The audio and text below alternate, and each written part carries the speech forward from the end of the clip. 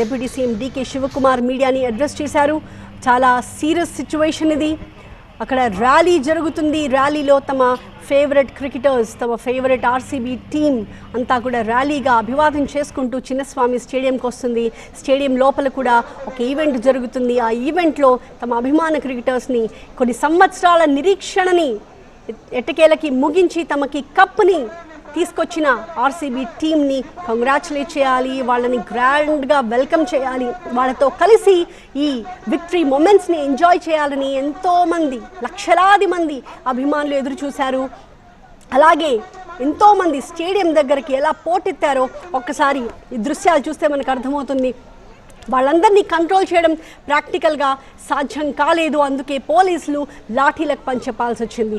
కానీ వాస్తవానికి ఇలాంటి ఒక సిచ్యువేషన్ని ప్రభుత్వం ముందే ఊహించి ఉండాల్సింది. సాధారణంగా రెగ్యులర్గా ఏర్పాటు చేసే భద్రత కంటే కూడా ఇలాంటి సందర్భాల్లో ఎక్కువ భద్రతను ఏర్పాటు చేస్తారు. కానీ అంతకు మించి అక్కడ ఫ్యాన్స్ వచ్చిన క్రమంలో ప్రభుత్వం కూడా ఇంతమంది వస్తారని ఊహించలేదు. వాళ్ళని కంట్రోల్ చేయడం సాధ్యం కాలేదు. అయినప్పటికీ పోలీసులు తమ సహచరులు వాళ్ళు చేయగలిగినంత చేశారు. కానీ జరగాల్సిన ఘోరం జరిగిపోయింది. ఇంతమంది ప్రాణాలు కోల్పోవడం చాలా దురదృష్టకరమైన ఘటన అని చెప్పి ప్రభుత్వం వివరణ ఇచ్చుకోవాల్సి వచ్చింది, క్షమాపణ చెప్పుకోవాల్సి వచ్చింది. ముఖ్యమంత్రి సిద్ధరామయ్య హాస్పిటల్కి వెళ్ళి అక్కడ చికిత్స పొందుతున్న వాళ్ళందరినీ పరామర్శించారు. అలాగే డిప్యూటీ సీఎం డీకే శివకుమార్ మృతుల కుటుంబ సభ్యులందరికీ కూడా క్షమాపణలు చెప్పారు. I have spoken to the police commissioner and all the people.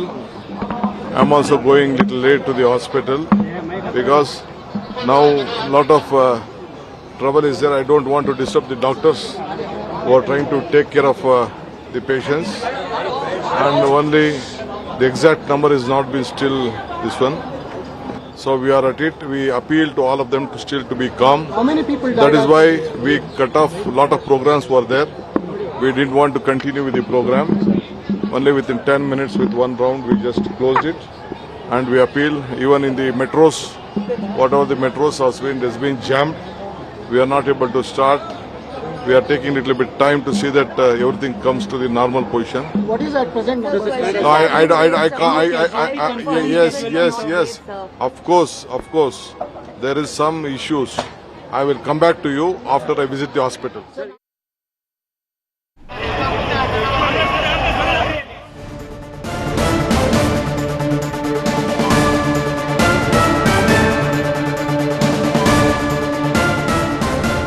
Karnataka deputy CM DK Shivakumar మీడియాని అడ్రస్ చేస్తూ సిచ్యువేషన్ని వివరించారు.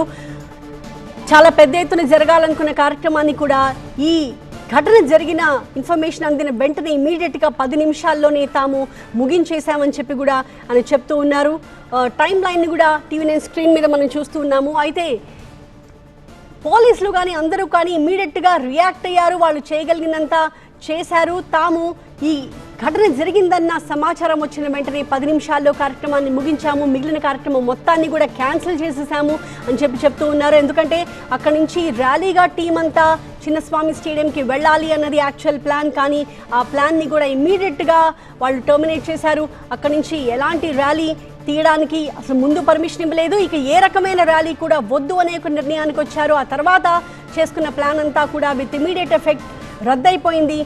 ప్రస్తుతం అయితే తాను కూడా ఆసుపత్రికి వెళుతున్నాను, అక్కడ బాధితులందరినీ కూడా పరామర్శిస్తాను అని చెప్తూ ఉన్నారు డీకే శివకుమార్. అంతేకాదు ఈ సిచ్యువేషన్లో ఇంతమంది అభిమానులను అటెండ్ అవుతున్న డాక్టర్స్ని ఏమాత్రం డిస్టర్బ్ చేయకూడదన్నది తన ఉద్దేశం. ఎందుకంటే ముందు పేషెంట్స్ అందరికీ కూడా రైట్ టైంకి ట్రీట్మెంట్ అందడం చాలా ముఖ్యం. కాబట్టి డాక్టర్స్ అయితే తాను డిస్టర్బ్ చేయదలుచుకోవట్లేదు. కానీ హాస్పిటల్కి వెళ్ళి బాధితుల్ని పరామర్శిస్తానని చెప్పి డీకే శివకుమార్ చెప్తున్నారు. వాళ్ళని పరామర్శించి వచ్చిన తర్వాత ఇంకా ఏం జరిగింది, అసలు ఎందువల్ల జరిగిందన్న దానికి సంబంధించి మీడియా క్వశ్చన్స్ని ఆన్సర్ చేస్తానని చెప్పారు. అయితే ఎంతమంది ప్రాణాలు కోల్పోయారు అన్న దానికి సంబంధించి ఇంకా ఎగ్జాక్ట్ నంబర్ తమకి తెలియట్లేదు.